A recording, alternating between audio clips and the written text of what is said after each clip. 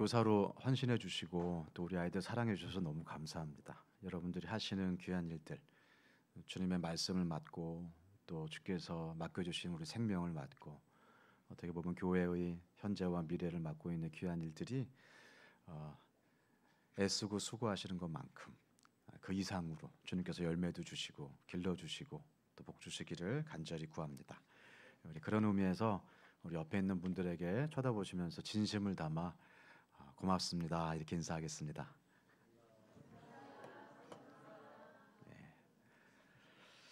디모데후서 2장 2절 말씀은 저에게 좀 특별한 말씀인데요. 제가 참 존경하는 저의 스승 두 분이 계신데 두 분 다 기독교 교육학의 선생님이시기도 하고 또 말씀의 선생님이시기도 하고 또 신학교 선생님이시기도 합니다. 제가 하워드 헨드릭스 교수님의 책을 읽고 그분의 강의를 직접 듣고 그분의 삶을 보고 싶어서 달라스 신학교에 갔습니다. 그 전에 원래는 다른 학교로 이렇게 다 준비가 돼 있었는데 제 스승 목사님이 꼭 자기가 나온 학교를 갔으면 좋겠다고 해서 갑자기 방향을 바꾸어 달라스 신학교를 갔고 제 스승의 스승이신 하워드 헨드릭스 교수님의 강의를 듣고 싶어서 간 첫 학기부터 신청을 했는데 교수님이 나이가 많으셔서 계속 강의가 폐강이 되는 거예요. 그분의 건강 문제 때문에 다른 분이 하시고 계속 그렇게 해서 이제 마지막까지 그분의 강의를 듣지를 못했습니다. 그러다가 이제 마지막 학기에 그분이 1학점짜리 과목을 하나 개설하셔서 오신다는 이야기를 듣고 이제 저는 뒤도 안 돌아보고 그 강의를 신청을 했고요. 강의 첫날 그 노령의 교수님 눈이 한쪽이 없으세요. 그래서 이렇게 안대를 해적처럼 안대를 하시고 자리에 앉으셔서 강의하실 수밖에 없는 교수님께 쉬는 시간에 다가가서 제가 당신이 20 몇 년 전에 가르쳤던 그 제자의 제자입니다. 그 극동 당신 지구 반대편에 있는 그 조그만 나라 그때는 알지도 못했던 그 나라에 그 사람이 가서 그 나라의 기독교 교육을 바꿔놓고 그 사람의 제자인 내가 이제 또 당신의 강의를 듣기 위해서 지금 30년 차이를 두고 이렇게 왔습니다. 그분이 굉장히 놀라시면서 그 제가 사인해 달라고 했던 그 책에다가 말씀을 하나 적어주셨는데 그게 디모데후서 2장 2절 말씀이에요. 여기 보면 너가 많은 증인 앞에서 내게 들은 바를 충성된 사람들에게 부탁하라. 그러면 그 사람들이 또 다른 사람들을 가르칠 수 있으리라. 하워드 헨드릭스가 그렇게 사셨고 그렇게 세운 제 스승이 또 그렇게 사셨고 그 스승의 뒤를 이어서 제가 또 다음 사람들을 세우는 일들에 이렇게 살고 있는 그 과정과 상황을 그대로 보여주신 말씀이 아닌가. 제 영어 이름이 또 마침 디모데예요. 팀. 그래서 이 말씀을 받고 저는 제 평생의 말씀으로 이런 삶을 살아야 되겠다. 이게 바로 다음 사람에게 내가 사랑하고 내가 너무 좋아하는 우리 예수 그리스도와 그 아름다운 복음을 전하는 그 모든 사역의 대표 말씀이 되겠다. 그런 생각이 들어서 저는 항상 제가 잘 살고 있는지 제가 잘 가르치고 있는지 돌아볼 때마다 이 말씀을 꺼내서 이렇게 살펴보고 있습니다. 다음 사람을 세우는 것, 그래서 끊어지지 아니하고 계속되도록 계속 이어질 수 있도록 하는 것은 우리 믿음의 선배들이 지금까지 2000년 이상 해왔던 일들이고 또 우리 주님 다시 오실 때까지 계속해서 이어가야 할 일입니다. 그런데 한국 교회가 지금 굉장히 큰 위기 가운데 있죠. 지금 신앙의 대가 끊어지는 게 아닌가 그런 위기감들이 크고 작은 모든 교회에 다 이렇게 있습니다. 저는 그래서 오늘 세대를 이어가는 신앙, 특별히 이 탈교회 시대, 교회를 탈출하는 시대에 어떻게 하면 우리 다음 세대에게 믿음을 이어갈 수 있을까에 대한 이야기들을 함께 좀 나누도록 하겠습니다.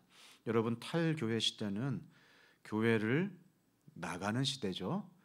교회를 출석하는 게 아니라 교회에서 바깥으로 나가는 시대다. 탈교회 시대입니다. 굳이 얘기하자면 영어로는 포스트 크리스텐덤이라고 얘기합니다. 옛날에 크리스텐덤, 기독교가 마치 국가처럼 국가의 중추가 되어서 기독교 국가주의의 시대가 있었죠. 사실 서양의 역사를 보면 기독교의 역사고요. 서양의 미술을 보면 사실은 기독교 미술이고, 서양의 음악도 다 기독교 음악이잖아요. 그러니까 기독 신앙이 사회, 정치, 경제, 문화, 예술 전반의 중심에 있어서 모든 것들의 기준을 제시하고 기독교 신앙 그 가치관에 따라서 삶을 살아갔던 것이 원래는 전 세계 역사, 서양 역사의 한 목판이었습니다. 근데 어느 순간부터 이제 기독교가 주변으로 물러나게 되는 그런 포스트 크리스텐덤, 국가주의가 끝나는 그런 시대가 오기 시작했습니다. 사실 우리나라는 기독교 국가주의를 경험해 본 적은 없어요. 유사 기독교 국가주의는 어느 정도 했었죠. 70년대 막 여의도 광장에서 뭐 수십만 명이 한꺼번에 모이고 굉장히 많은 사람들이 한꺼번에 회심을 해서 이러다가는 우리가 정말로 기독교 국가가 되는 건 아닌가. 기독교가 사실은 실제적인 우리나라의 국가 종교는 아닌가. 그렇게까지 착각했던 시대가 있었는데 우리는 한 번도 30%를 넘겨본 적이 없고 기독교가 핵심적인 문화를 가져본 적이 없는, 사실은 중심에 있었던 적이 없는, 꽃이 피어보기도 전에 지금 한국의 기독교가 좀 설 자리를 잃어가고 있다. 그런 과정 가운데 있습니다. 탈교회를 나타낼 수 있는 몇 가지 양상과 현상들이 있는데 저는 크게 두 가지로 좀 나누고 싶습니다. 첫 번째는 소속 없는 신앙이에요. 소속 없는 신앙. believing, 믿지만 but not belonging, 속하지는 않는, 믿지만 속하지는 않는 사람들, 소속이 없는 신앙인들이 나타나기 시작했습니다. 그런 사람들을 이제 종교사회학자들이 우리가 한국에서 어떻게 이름을 붙였냐면 가나안 성도라고 이렇게 붙였어요. 가나안 성도 많이 들어보셨죠? 왜 가나안입니까? 가나안 거꾸로 해보세요. 안 나가. 예수님은 믿지만 교회는 안 나가. 오랫동안 교회를 다녔지만 지금은 안 나가. 앞으로 다닐진 잘 모르겠지만 현재는 안 나가. 이런 믿지만 소속이 되어 있지 않은, 어느 교회에도 나가지 않는 그런 사람들이 점점 늘어나고 있고요. 지금 정재영 교수님의 그 통계나 이런 것들을 보면 사실 한 30% 정도, 개신교도의 30% 정도가 지금 가나안 성도다라고 말하고 있는데 제가 보기에는 사실 그것보다 더 많습니다. 그러니까 앙케이트에는 기독교인이라고 적지만 교회는 나가지 않는 사람들이 3명 중에 1명이 넘어가는 그런 상황 속에 있습니다. 소속 없는 신앙이 이렇게 일어나게 된 데에는 여러 가지 영향이 있지만 저는 코로나도 굉장히 한몫을 했다. 길게 걸릴 걸 짧은 시간에 압축적으로 이 가나안 성도나 소속 없는 신앙인들의 숫자를 양산해낸 게 아닌가, 그런 생각이 있습니다. 예전에는 거주의 영성이라고 해서 우스노가 말한 것처럼 그곳에 가야 영적 체험이나 영적 통찰이나 영적 만족을 얻을 수 있었어요. 높은 천장을 가지고 있는 성당에 가고 아니면 깊은 산속에 있는 절에 가고 이렇게 일상의 장소를 벗어나서 굉장히 종교적이고 비현실적인 장소, 현실에서는 그렇게 집을 짓지 않잖아요. 현실에서는 그런 곳에서 살지 않잖아요. 그런 곳에 가야 어떤 종교적인 아우라, 종교적인 도전들을 받고 들어가자마자 그 장소에서 외치고 있는 그 환경과 무드들이 어떤 종교의 깨달음을 주기 때문에 거주의 영성의 시대였다 했다면 요즘은 추구의 영성의 시대입니다. 무슨 얘기냐? 내가 있는 곳, 내가 원하는 곳, 내가 원하는 시간, 내가 원하는 장소에서 내가 원하는 형태로 종교적 체험과 경험을 하고 싶어하는 사람들이 많아진다는 것이에요. 꼭 교회에 가야 하나님의 말씀을 듣는가? 꼭 산에 들어가야 명상을 하는가? 그래서 절에서 하던 명상을 집에서 하는 요가가 유행하는 것처럼 꼭 가지 않아도 집에서 예배할 수 있다고 생각하는 사람들이 많아지는 거예요. 특별히 이제 개인적인 신앙, 개인적인 활동들이 늘어나면서 이제 신앙도 점점 더 개인화됐습니다. 그래서 공동체가 없어도 혼자서 예배할 수 있다. 얼마든지 내가 말씀 읽고 내가 묵상하고 내가 큐티하고 내가 공부해서 내가 하나님의 말씀을 깨달을 수 있다라고 생각하는 사람들이 많아지기 시작했어요. 그럴 수밖에 없는 것이 이제 자료들도 많아지고 또 그럴 수 있는 툴들도 많아졌기 때문에 예전에는 할 수 없었던 새로운 종교적인 경험들을 집에서 하기 시작했습니다. 그러다가 이제 코로나가 시작이 되면서 많은 사람들이 집에서 예배하는 온라인으로 예배할 수밖에 없는 상황들을 겪으면서 이게 꼭 안 될 일은 아니구나. 얼마든지 집에서도 예배할 수 있고 교회에 가지 않아도 하늘이 무너지거나 큰일 나지 않더라. 이런 생각들을 가지게 되면서 이제 거주의 영성에서 추구의 영성으로 급속하게 바뀌게 되었습니다. 그것이 지금 가나안 성도들의 양상, 특별히 소속하지 않고도 있는 소속 없는 신앙인들의 양산에 큰 영향을 줬습니다.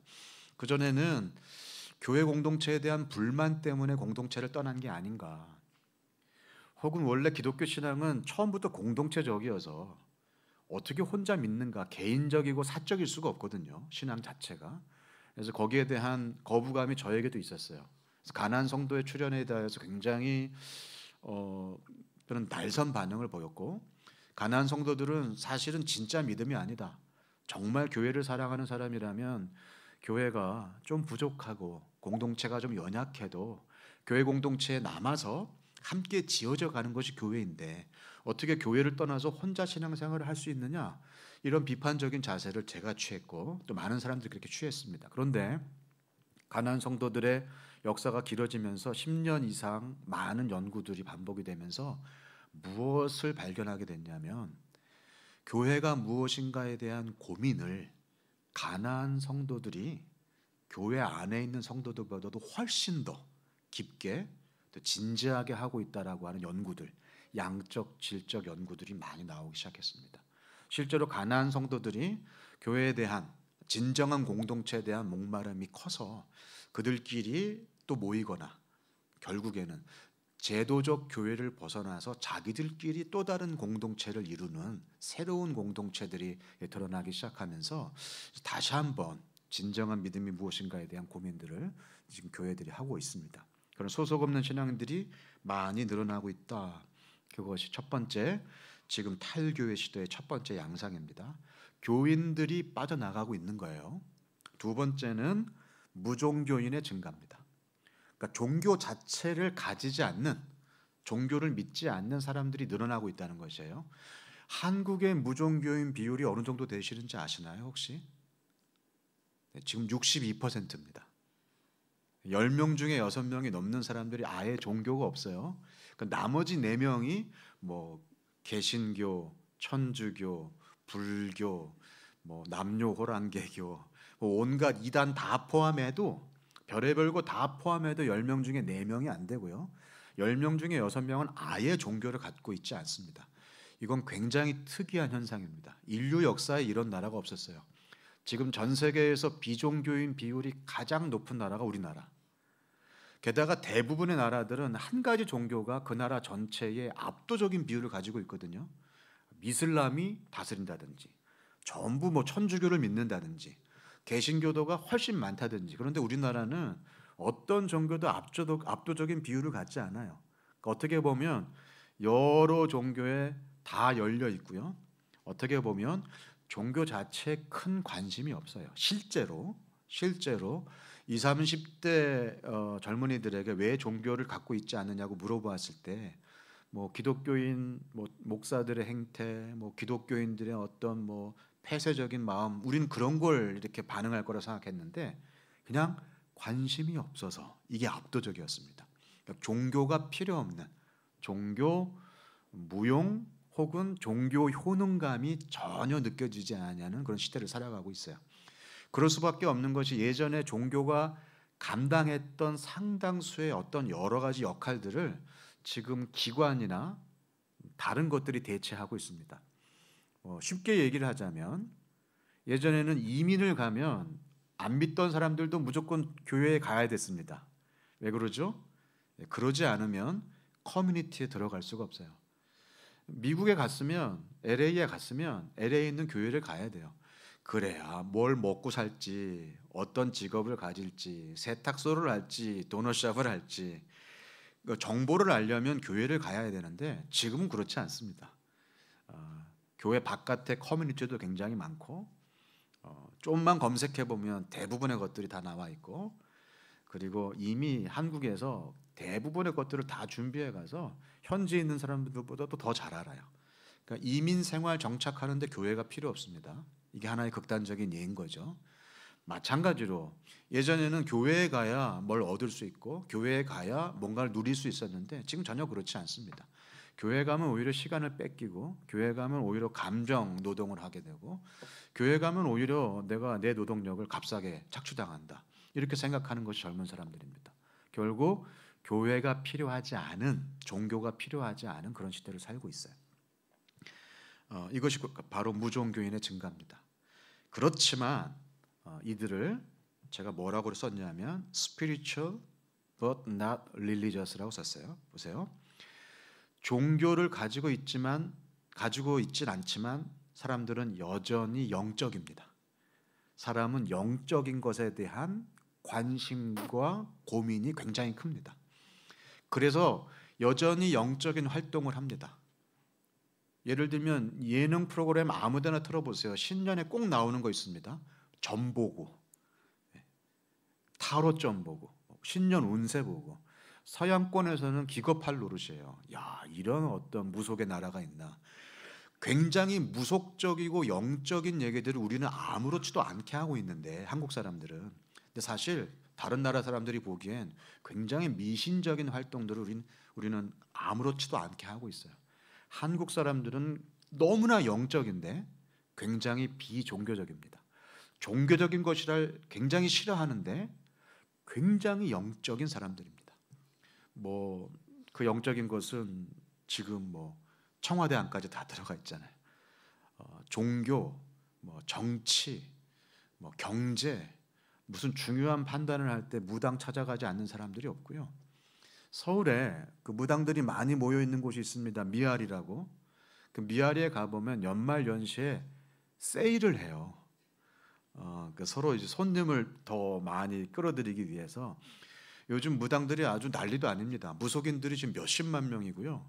게다가 온라인 무당도 나오고, 막 예쁜 무당도 나오고, 신세대 무당이 나와가지고 옛날 무당들은 설 곳이 없습니다. 그러니까 어쩔 수 없이 막 세일을 해주는데, 그 세일 문구가 어떻게 붙어 있는 줄 아세요? 기독교인 환영, 권사님 특별 세일. 실제로 많은 권사님들이 점집에 가서 점을 봅니다.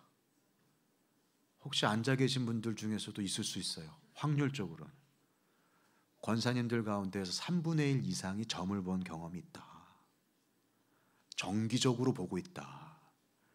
내 자식 결혼할 때, 내 자식 서류 넣을 때, 이사 날짜를 볼 때도 길이를 보고 손이 맞냐 적냐 이거 따지는 권사님도 굉장히 많습니다. 영적이고 무속적인 신앙을 가지고 있어요. 그러니까 종교적이지 않을 뿐이지 여전히 영적인 그런 사람들. 이런 것이 어디에도 드러나냐면 지금 템플 스테이라고 하는 것이 유행이죠.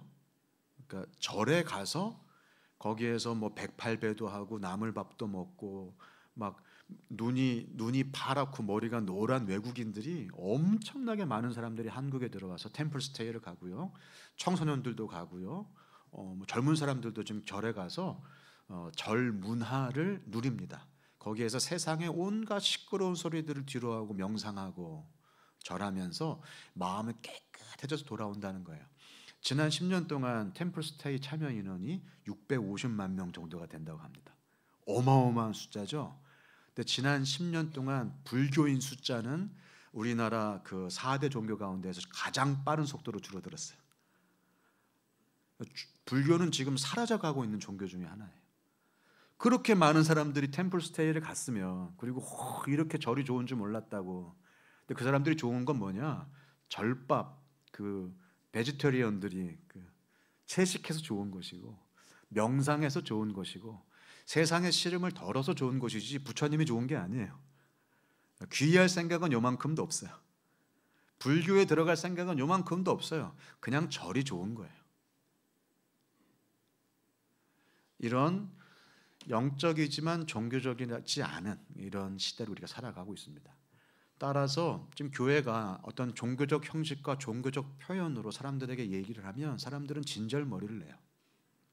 그리고 그 종교 형식과 내용 가운데에서 영적인 만족을 누리지 못해요.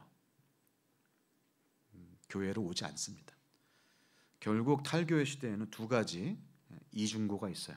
탈교회 시대에 두 가지 어려움이 있는데 그것은 하나는 전도가 막힌다는 것이고요. 또 하나는 전수가 막힌다는 것입니다. 왜 전도가 막힐까요? 안 믿는 사람들이 교회로 들어오지 않는다는 얘기예요. 지금 무종교인들은 앞으로도 믿고 싶지 않다라고 생각하는 사람들이 대부분입니다. 앞으로도 10년 이내에 나는 믿지 않겠다, 종교를 갖지 않겠다, 이런 사람들이 대부분이에요.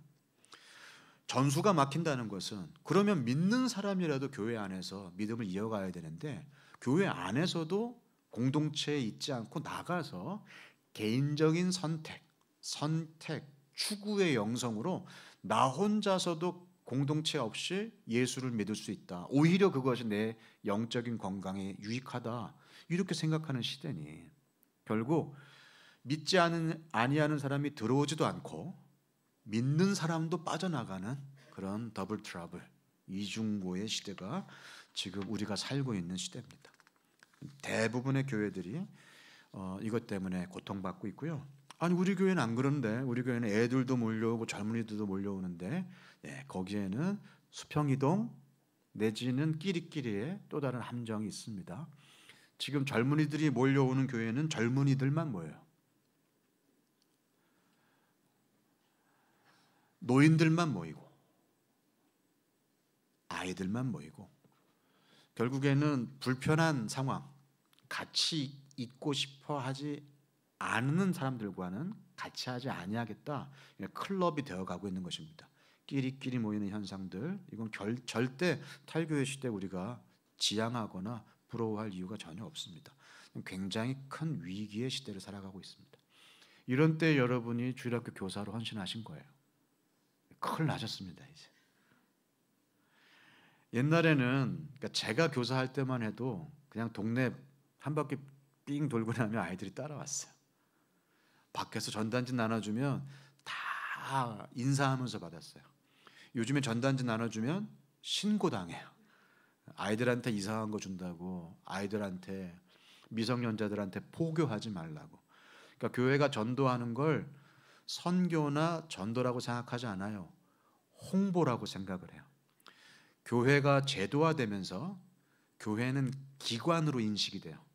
종교 기관이어서 이 기관이 재정을 가지고 지금 회원들을 모집하기 위해서 홍보하고 있다라고 생각을 하지, 이들이 종교적 양심과 열정을 가지고 자기들의 도를 좀 포교하고 있다 생각하지 않습니다. 그러니까 여러분이 회심과 포교의 의도를 가지고 전하면 전할수록 지금 세상은 거절하고, 마치 여러분 걷다가 도를 아십니까? 그러면 싫잖아요. 똑같아요. 그리스도를 아십니까? 그러면 싫어하는 거예요. 이런 시대를 우리가 살고 있습니다. 그럼 이런 시대가 우리가 어떻게 우리 다음 세대를 주의 세대로, 이런 시대적 환경들을 우리가 어떻게 극복할 수 있을 것인가, 거기에 대한 고민들을 잠깐 나누도록 하겠습니다. 이 고민은 제가 여러분을 가르치는 내용이 아닙니다. 제가 어떻게 여러분을 가르칩니까? 특별히 여러분의 교회는 세대통합 사역에 대하여서 오랫동안 고민하고 연구하고 실천하고 계신 목사님과 성도들이 계신 곳인데, 제가 배우면 배웠지 뭐 여러분들에게 어떻게 뭘 가르치겠습니까? 저는 여러분을 가르치는 게 아니라 지금 저의 고민을 우리 모두의 고민으로 함께 나누고 답을 드리는 것이 아니라 이 고민의 과정들을 함께 외롭지 않게 이렇게 많은 고민을 하고 있는 7천의 사람들이 있다, 이걸 같이 알려드리면서 지금 이 고민의 연장선에 여러분을 초대하는 것입니다. 이 고민을 먼저 한 사람들이 있어요. 아무래도 우리보다 종교적으로 사회적으로 한 세대 정도 앞서서 변화를 겪었던 사람들이죠. 서구 사람들이에요. 이건 뭐 수준의 차이라기보다는 시대적인 어떤 차이입니다. 우리는 아무래도 서구의 영향을 받아서 그 다음 웨이브를 받아요. 그러니까 서구에서 먼저 겪었던 일들을 우리가 한 세대 정도의 차이를 두고 겪는 경우들이 많고요. 그게 조금씩 줄고 있어서 지금은 뭐 15년, 심지어 10년, 때로는 어떤 분야에서는 거의 동시에 타격을 받기도 합니다. 그러나 교회는 제가 볼 때 한 15년 정도의 차이를 두고 지금 쫓아가고 있어요. 역사적으로. 15년 전에 서구의 교회들이 이런 고민을 했습니다. 무슨 고민이냐? 믿지도 않고 믿음이 이어지지도 않는 상황을 어떻게 할까? 젊은 사람들이 교회에 관심이 없고 지금 있는 아이들도 교회를 떠나가고 있는 상황을 어떻게 할까? 이런 고민을 하기 시작했습니다. 뭐 여러 가지 바나 리서치 같은 경우에서도 여러 가지 지표들이 나오는 거예요. 주일학교를 최소한 6년 동안 다녔던 아이들이 주일학교를 졸업하자마자 10년 안에 믿음을 떠나가는 비율이 75%가 넘는 겁니다. 그러니까 이렇게 생각하시면 돼요. 우리나라는 시집가고 장가가서 독립을 해야 내 삶을 내가 주도적으로 내가 결정하지만 그전에는 아무래도 부모의 영향 아래 있잖아요. 근데 미국은 고등학교 졸업하면 완전히 자기 마음대로 살아요. 타 주로 가서 비행기로 몇 시간 걸리는 곳에 가서 자기가 자기 돈으로 자기 결정으로 살아요. 결국 이 무슨 얘기냐면 부모가 가자고 해서가 아니라 스스로 결정을 해서 믿음을 선택할 수 있는 나이가 됐을 때 4명 중에 3명은 믿음을 떠나가기로 결정한다는 것입니다. 그러니까 자기 결정권이 생겼을 때 믿음을 떠나가더라. 이게 우리나라에도 동일하게 적용이 되는데요. 지금 30, 40 세대가 믿음을 떠나가는 게 바로 그런 이유예요. 장가가기 전까지, 시집가기 전까지는 부모님과 같이 다녀드리다가 이제 따로 독립해서 가정을 꾸리게 되면 결정을 해야 되잖아요. 그럴 때 한 4가정 중에 3가정 정도가 지금 교회를 떠나가는 일들이 일어나는 것입니다. 그러니까 75%가 교회를 떠나는, 믿음을 떠나는 이 상황을 어떻게 할 것인가, 여기에 대한 고민과 연구들이 막 일어났어요. 그런데 키드민 사이언스의 한 목사님 대표가, 저는 이 목사님께 굉장히 감사한데 다른 질문을 던진 거예요. 그 질문이 뭐냐? 왜 25%는 안 떠나지? 이 질문한 거야. 그러니까 왜 떠나갈까? 이 질문하고 왜 안 떠날까? 이건 완전히 다른 관점을 제공을 합니다. 왜 떠났는지에 대한 어떤 많은 부정적인 요인들, 교회 안에 있는 많은 부정적인 요인들을 얘기하다가 그들이 떠나지 않고 남아있는 우리가 객관적으로 다룰 수 있는 요인들이 뭐가 있을까?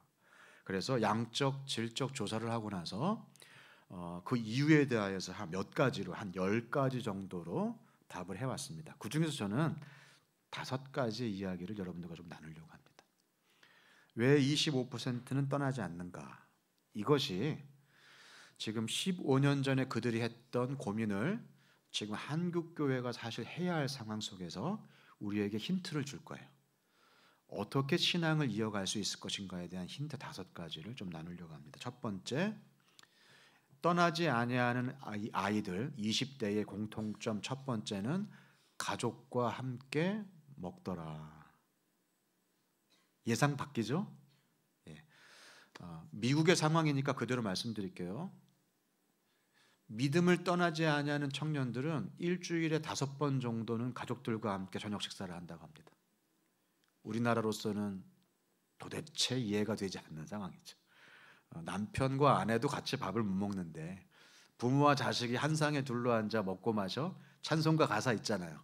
그런 게 어디 있어요? 이건 우리나라 현실을 모르는 거예요. 아이들 학원 가기 바쁘잖아요. 아빠들은 맨날 야근이잖아요. 밖에서 먹고 들어오잖아요. 아이들 뭐 삼각김밥에 컵라면 먹고 학원 뛰어다니는데 어떻게 애들이랑 부모가 같이 밥을 먹습니까? 그런데 지금 믿음을 떠나지 아니하는 아이들은 가족과 함께 식사를 하더라. 여러분, 가족 식사는 여러분이 생각하는 것보다 엄청나게 큰 영적 의미가 있습니다. 성경에 보시면 예수님께서 중요한 가르침을 주시는 장면들의 공통점들이 몇 가지가 있는데 그 장소가 회당이 아니에요. 어디입니까? 먹고 마시는 장소였어요.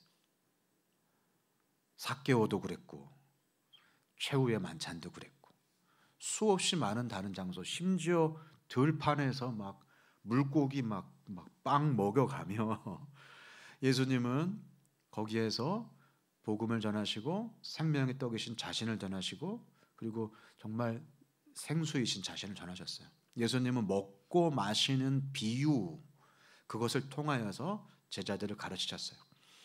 부활하신 이후에도 예수님께서 제자들에게 나타나신 장면들이 몇 번 기록이 되어 있는데 전부 다 제자들이 안에서 모여서 먹고 있든지 아니면 갈릴리로 돌아가서 물고기를 낚는데 거기에서도 예수님은 바닷가에서 떡과 고기를 구워놓고 애들 먹여가면서 제자들을 격려하시고 가르치셨어요. 베드로에게 네가 나를 사랑하느냐 3번 기회를 주시면서 3번 부인했던 베드로를 세우시고 내 양을 먹이라고 그렇게 마지막 권면을 하신 장면이 요한복음에 나옵니다. 예수님은 먹고 마시는 것을 통하여서 가르치셨어요. 그것 말고도 성경, 구약 성경 안에도 먹는 장소에서 이루어지는 가르침이 굉장히 많습니다.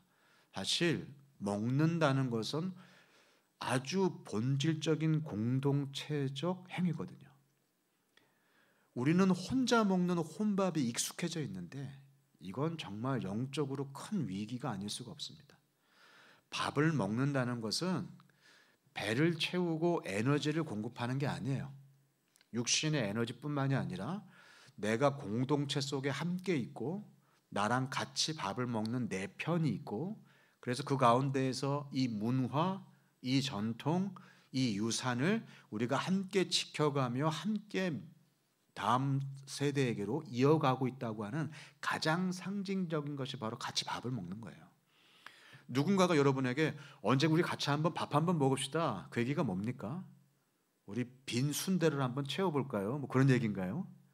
밥 한번 같이 먹읍시다라는 얘기는 무슨 얘기예요? 나랑 같이 뭔가 함께 무언가를 같이 해봅시다라는 얘기예요. 남이 아니고 우리는 한솥밥 먹는 식구 아닙니까? 라는 얘기를 하잖아요. 사실 식구라는 말이 밥 식자에다가 입구자입니다. 밥을 같이 먹는 사람을 식구라고 하는 거예요. 그러니까 피를 나눈 같은 DNA를 가진 사람 정도가 아니라 그런 사람만 아니라 같이 밥을 먹으면 우리가 한 가족이다. 이것이 예로부터 내려오는 관념이고 그냥 우리 몸에 배어있는 습관입니다. 결국 우리가 하나의 공동체라는 사실을 확인하는 것이 밥 먹는 것에서 거기서 확인이 되는 겁니다. 우리나라에 굉장히 중요한 명절이 2개가 있죠. 뭐가 있나요? 설날과 추석. 설날과 추석에 그 밀리는 길 막 5시간, 6시간을 막 갑니다. 가서 뭐 해요? 밥 먹어요. 밥 먹는 거 말고는 아무것도 안 해요. 가끔 고스톱도 치고 하지만 거의 2박 3일, 3박 4일 동안 뭐 합니까? 계속 전부 치고 먹고 전부 치고 먹고 아침에 떡국 먹고 점심에 뭐 하고 뭐 만두국 먹고 만두찜 먹고 군만두 먹고 막 입에서 만두 냄새가 나고 계속 먹다 오잖아요. 그런데 우리는 그걸 식구들끼리 모여서 우리가 한 식구라는 것을 확인하고 있다는 사실을 몰라요. 먹지 않으면 식구가 아닙니다. 무슨 얘기냐? 지금 일주일에 5번 이상 아이들과 함께 밥을 먹는다? 이 부모는 본능적으로 알든지 배워서 아는 거예요. 내가 가지고 있는 가치관, 우리 집안의 내력, 우리 가문이 믿고 있는 바를 다음 우리 아이들에게 물려줄 수 있는 가장 중요한 장소가 어디다? 식탁이다. 이 식탁이야말로 우리의 가치관을 물려주는 곳이다. 그래서 서양 사람들의 저녁 식사는 굉장히 특별합니다. 저녁 식사에 누군가를 초대한다는 것은 그건 진짜 아무나에게 하는 일이 아니에요. 우리가 같은 식구라는 사실을 확인하고요. 그들은 믿든 믿지 않든 같이 손을 잡고 블레싱을 하고 기도하고 식탁 제공자이신 우리 모든 먹을 것을 제공하여 주신 창조주이신 하나님을 감사하고 또 그것을 섬긴 수고한 사람들을 감사하고 또 같이 먹을 것을 나누고 달라고 하면 후추통도 옮겨주고 닭고기도 옮겨주고 서로 섬기면서 우리가 서로를 섬기는 서로에게 복종하는 그런 피차 권면하고 같이 지어져가는 가족이라는 사실을 저녁 식사의 식사 리추얼을 통해서 확인하는 거예요. 그런데 이 한강의 기적을 이룬 한국 사람들은 밥 먹는 시간이 뭐 하는 시간인가? 일하기 위해서 에너지를 공급하는 시간이에요. 주유소죠. 사실은 원탁이 아니라 푹 찔러 놓고 가는 거예요. 그래서 서로 마주 보면서 뭐 이야기할 게 없어요. 밥상을 막 여러 번 챙겨요. 아빠 먹는 시간, 아이 먹는 시간, 다 끝나고 나면 엄마 먹는 시간. 감히 겸상을 하려고 하느냐, 상을 나누고. 우리는 빨리 먹고 일어나서 4시간이나 일하는 시간을 확보해야 되기 때문에 밥 먹는 시간의 이 중요성, 이것을 문화적으로 가져보질 못했어요. 60년대 이후에 우리는 그래서 효율적이고 효과적인 빨리빨리 그 다음 단계로 나아가기 위하여서 굉장히 그 밥 먹는 시간의 중요성들을 잃어버리고 그 문화를 잃어버린 상황입니다. 그것이 다음 세대에게 신앙 전수, 가치 전수에 얼마나 큰 영향을 주는지를 지금 아무도 모르고 있어요. 가족 식사의 힘이라는 책이 있습니다. 그 책에서 가족 식사를 회복해야 우리나라가 산다 강조하고 있는데 저는 굉장히 동의합니다. 가족 식사의 힘은 성경에서도 굉장히 강조하고 있는 것입니다. 밥 먹는 시간이 우리 자녀들에게 믿음과 가치를 물려주는 좋은 시간이 되도록 회복하여 주시기를 축원합니다. 밥 먹는 시간이 밥상머리 교육하는 시간이 되시면 안 돼. 이때는 이때다 그래가지고 첫째야 네가 그래갖고 앞으로 살겠냐, 둘째야 네가 그래가지고 인간 대접을 받겠냐, 이런 식으로 밥상머리 교육을 한답시고 부모가 잔소리하는 시간으로 만드시면 안 돼요. 밥상은 서로를 축복하고 격려하고 함께 도와주고 섬기고 그리고 몸과 영혼이 쉼과 힘을 얻고 격려를 얻고 나아가는 굉장히 중요한 의식이라는 사실을 기억하시기를 바랍니다. 가족과 함께 먹더라. 그래서 가족 식탁에서 이들은 이미 부모의 가치관, 그것이 종교적인 것이든 도덕적인 것이든 심지어 재정관 뭐 여러 가지 밥 먹는 자리에서 굉장히 다양한 이야기들이 오고 가면서 거기에서 가치관이 정립이 되는 거예요. 밥 먹는 시간에 딴 얘기하지 마시고 유튜브 보지 마시고 가족의 문제, 가족의 고민, 아빠의 고민, 자녀를 향한 격려 이런 것들이 계속 이어지기를 간절히 축복을 합니다. 두 번째, 이들의 두 번째 특징은 주중에도 예배하더라. 주중에도 예배하더라. 한국 사람들에게는 특별히 이게 뭐 그렇게까지 수요 예배 있고 금요철야 있고 우리도 가끔 그렇게 하는데 미국 사람들에게는 놀라운 거예요. 미국 사람들은 내가 기독교인입니다 그러면 어떤 사람들이 자기가 기독교인이라고 그러면 1년에 한 번 나오는 사람 교회에 자기는 기독교인이래요. 아주 독실한 기독교인이래요. 그래서 한 달에 한 번 정도 나오는 사람들이 대부분이고요. 한 달에 4번 정도 나오는 사람들한테는 옆에 있는 사람들이 괜찮으시겠냐고 물어보기도 하고 어떻게 그렇게 사실 수 있냐고. 종교적인 활동 이것을 1년에 한두 번 하는 정도가 미국의 기독교인이에요. 미국에 50%가 넘는 기독교인이 있다. 기독교 국가라고 하지만 대부분의 사람들은 그 정도를 신앙생활이라고 합니다. 실제로 여러분은 주일학교 교사로 얼만큼 헌신하셨어요? 처음 헌신하실 때 최소한 우리는 어떻게 헌신하죠? 1년 하시잖아요. 중간에 그만두는 사람 없잖아요. 제가 유학 중에는 미국 교회를 다녔는데 우리 두 딸을 주일학교로 보내다 깜짝 놀랐어요. 주일학교 담임 선생님이 한 달 있으면 바뀌고 2달 있으면 바뀌고 그래요. 왜 그러냐 했더니 뭐가 문제인데 이러더라고요. 왜 선생님이 한 달 만에 그만두셨냐 했더니 뭐 사정이 있겠죠 그러는 거예요. 알고 보니까 주일학교 교사를 한 달 헌신하고 2달 헌신하고 1년을 헌신하시는 분은 없대요. 그 말도 안 된대요. 그래서 그냥 잠깐 베이비시팅을 하는 거예요. 아이들을 맡아서. 그게 미국 교회의 상황입니다. 그런데 주일만 예배하는 게 아니라 주중에도 예배를 한다? 이거 엄청난 거죠. 이 아이들은 주중에도 그게 예배가 영적 활동이에요. 꼭 예배가 아니어도 돼요. 수요 예배, 금요철야 미국은 거의 없잖아요. 그러나 주중에 어떤 주제를 가지고 성경 공부 모임을 하든지 구역 모임을 하든지 친구들끼리 모여서 비디오 클립을 같이 보면서 책 토론을 하든지 어찌됐건 주중에 믿음에 대하여서 탐구하는 시간을 정기적으로 갖더라. 우리 한국 사람들처럼 예배를 공예배를 이렇게 많이 드리고 이렇게 열심으로 드리는 사람들이 없어요. 그러나 한국 사람들처럼 주중에 영적인 대화를 하지 않는 기독교인들도 없어요. 우리는 공적인 예배를 만들어 주지 않으면 다른 시간에 영적인 대화를 할 줄을 몰라요. 그냥 지나가면서 믿음과 관련된 믿음에 기반한 이야기들이 자연스럽게 나오는 것이 서구의 문화라면, 그러니까 크리스텐덤의 시대를 겪어봤던, 한 번도 크리스텐덤 꽃을 피워보지 못했던 그런 기독 문화를 가져보지 못한 우리들은 종교 행위와 행사가 그 자리를 대신했어요. 그러니까 예배가 없으면 믿음에 대하여서 어떻게 얘기를 할지를 우리는 굉장히 두려워해요. 서양인들은, 믿음의 사람들은 주중에 자연스럽게 믿음에 대한 이야기들을 주중에 하더라. 그것이 무엇이든 끊임없이 주일과 평일이 연결되어 있는 사람인 거예요. 여러분, 이게 핵심입니다. 썬데이 처치고, 그러니까 일요일에 교회 가는 사람이 제자가 아닙니다. 빠지지 않고 예배를 드리는 사람이 제자가 아닙니다. 내 삶의 모든 영역에서 믿음의 질문을 던지는 사람이 제자예요. 왜냐? 예수님이라면 어떻게 하실까 묻지 않을 수가 없어요. 우리는 예수를 따르는 사람이잖아요.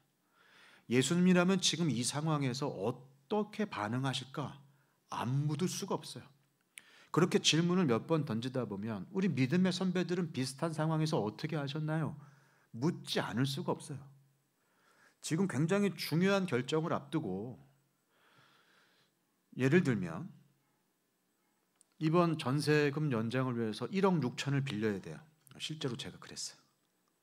1억 6천을 빌려야 되는 상황에서 우리는 어떤 고민을 하죠? 어디 은행이 대출을 많이 해주는지, 어디 은행이 대출이 싼지, 대출 규제가 어떻게 됐기 때문에 내가 얼만큼 대출을 받을 수 있을지, 이걸 먼저 구글에 네이버에다가 묻고 막 지식인에다가 묻고 그러잖아요. 주님께 먼저 묻는 사람이 없어요. 주님, 대출 책임져 주시옵소서. 참새도 집 있다는데 온 우주의 주인이신 하나님 믿는 하나님의 백성이 집이 없어서 되겠습니까? 그렇게 주님 앞에 먼저 무릎을 꿇는 모습을 보여주는 게 신앙 전수예요.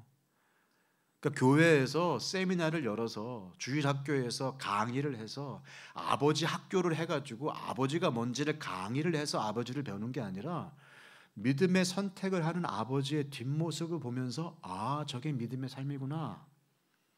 이렇게 주중에 믿음이 연결된 그런 부모, 그런 가정, 그런 문화 속에서 이 아이들이 컸다는 거예요. 이게 핵심입니다. 교육관을 얼마나 잘 져서, 커리큘럼이 얼마나 탁월해서, 담당하고 있는 주일학교 교사가 정말 탁월한 교육력, 강의력을 가지고 있어서 우리 아이들이 배우는 게 아니에요.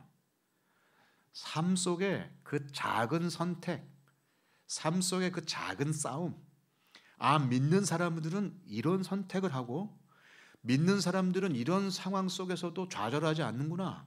이게 바로 믿는 자의 강건함이구나. 이거를 보고 배우는 거예요. 닮아가는 거예요.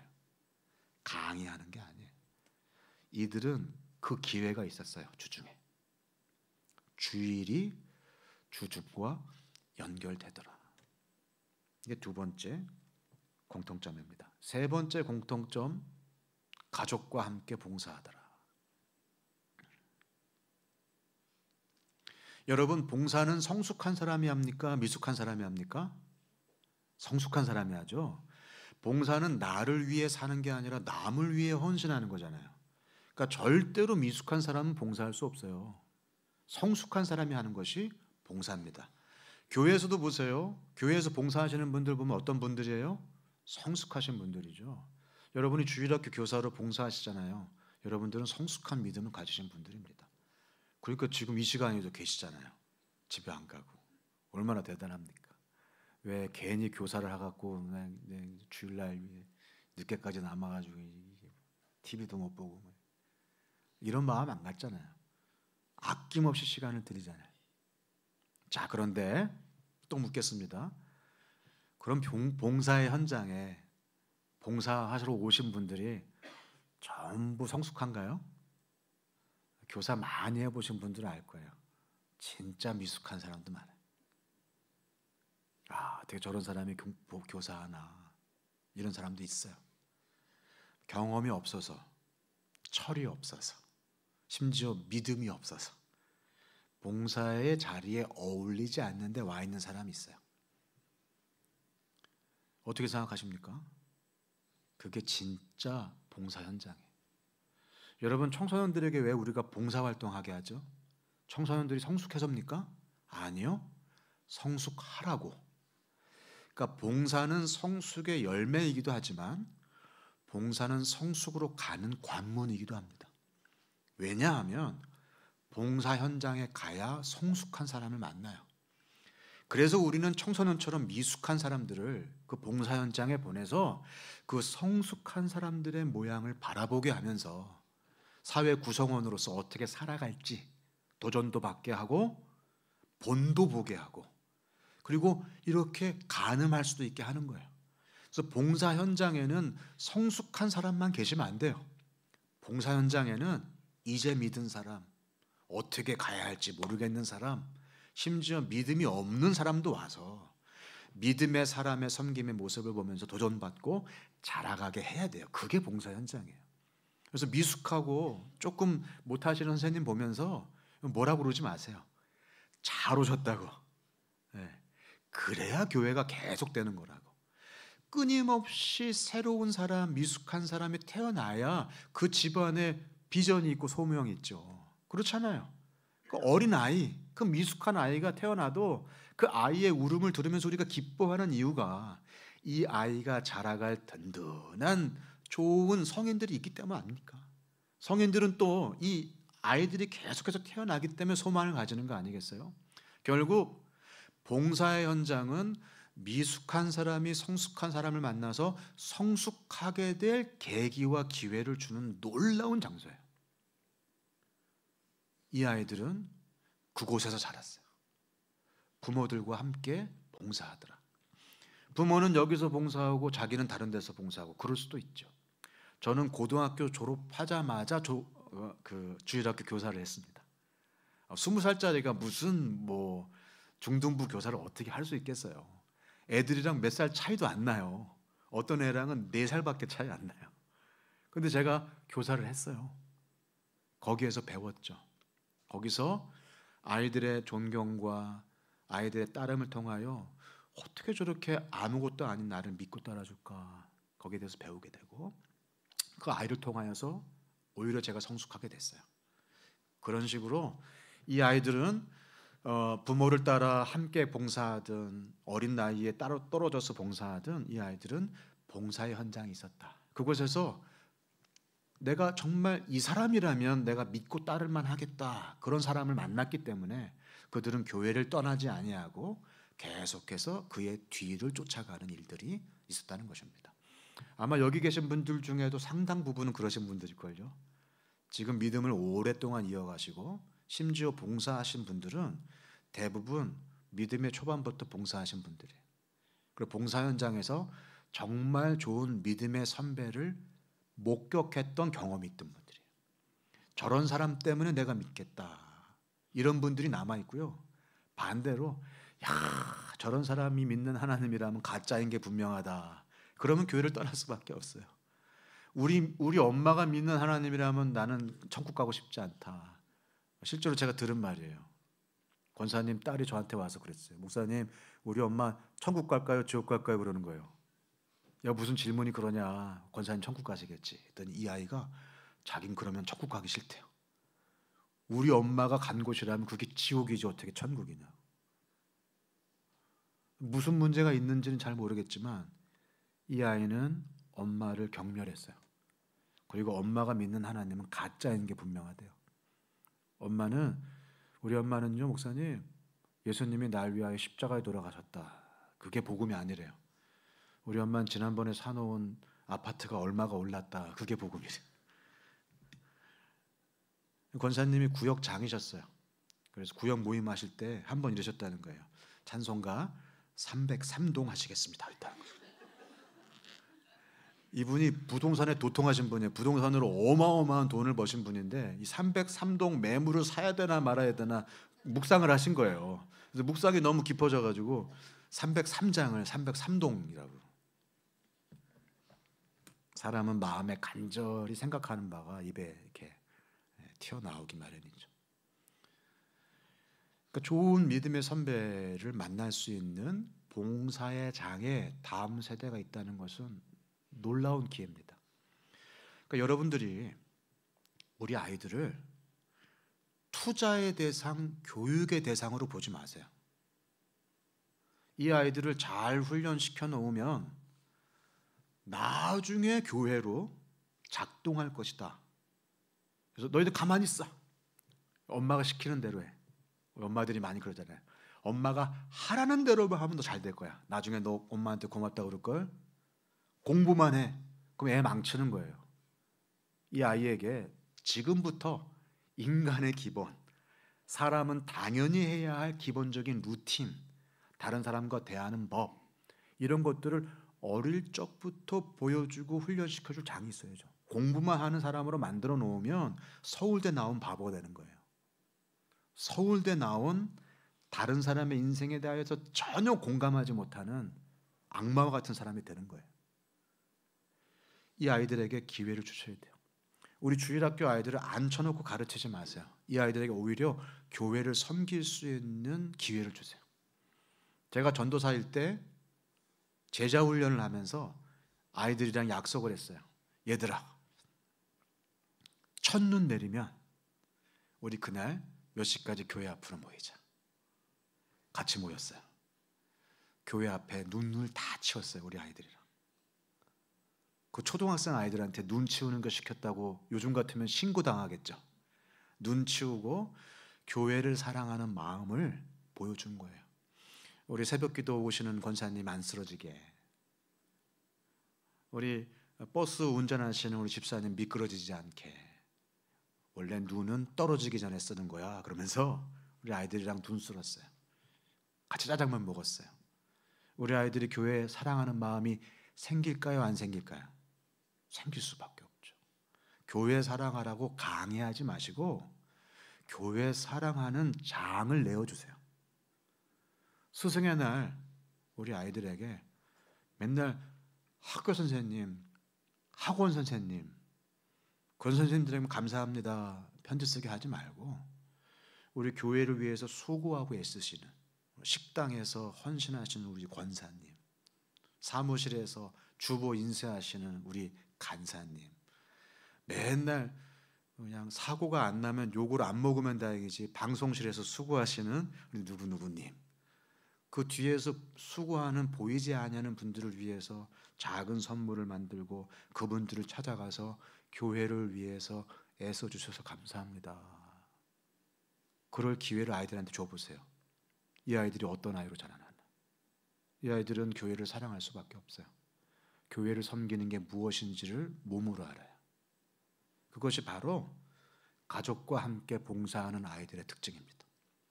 이 아이들은 어릴 적부터 교회를 사랑하는 문화, 교회를 사랑하는 믿음의 선배, 그래서 그들을 통하여 이 그리스도의 몸인 교회가 얼마나 영광스러운지를 이미 아는 거예요. 교회를 떠날 이유가 없어요. 네 번째, 아주 어린 나이부터 주일학교와 연결되어 있더라. 믿음을 떠나지 아니하는 사람들의 특징과 공통점 네 번째는 아주 어린 나이부터, 그러니까 영아부, 유아부 때부터 교회에, 주일학교에서 이렇게 자라왔더라. 그게 특징이랍니다.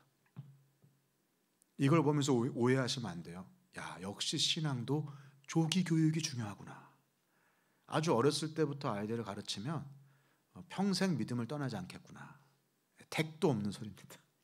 제가 말씀드렸잖아요. 6년 동안이나 주일학교를 다녔는데 75%는 떠난다고.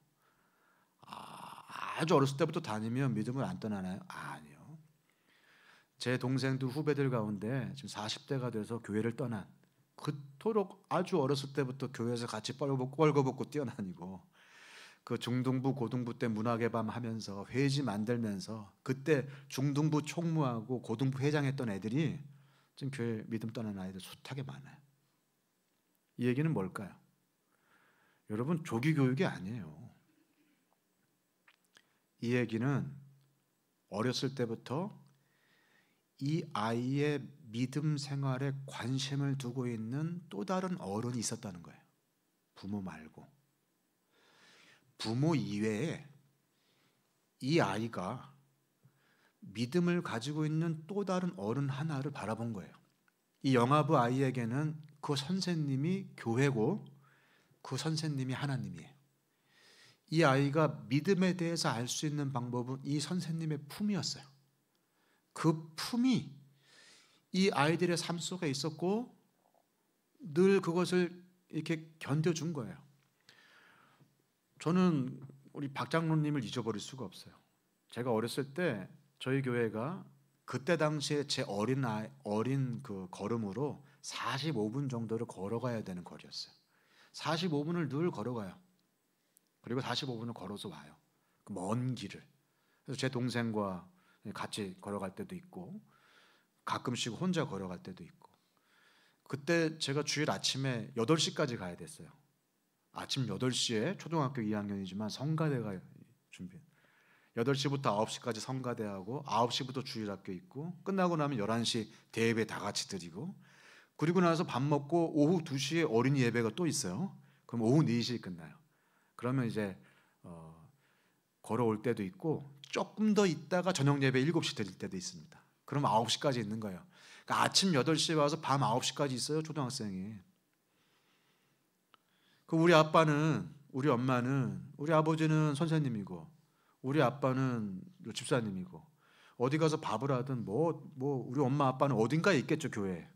그러면 저는 뭐예요? 교회에서 막 다 뛰어다니는 거예요. 그러면 저 김집사 둘째 아들이구나 뭐 욕하고 그러지 않았어요.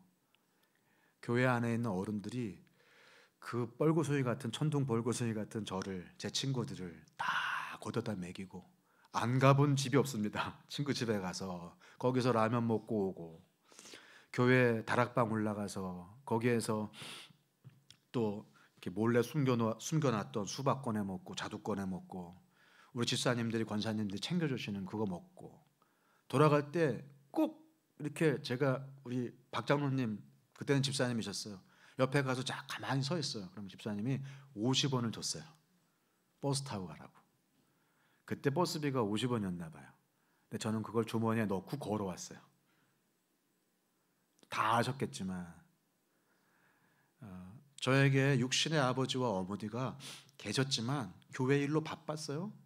하지만 저에게는 또 다른 영적인 엄마와 아빠들이 있어서 제 교회 활동 일요일 하루는 정말 신나는 모험이었고 정말 좋은 경험이었어요. 우리 아이들에게 그런 어른들이 있나요? 이 아이들은 있었어요.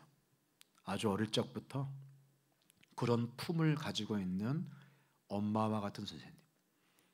그렇게 주머니에서 50원 꺼내서 주면서 그 먼 길을 걸어가야 하는 자식 같은 아이를 바라보면서 이렇게 격려해주는 아빠와 같은 선생님이 계셨어요.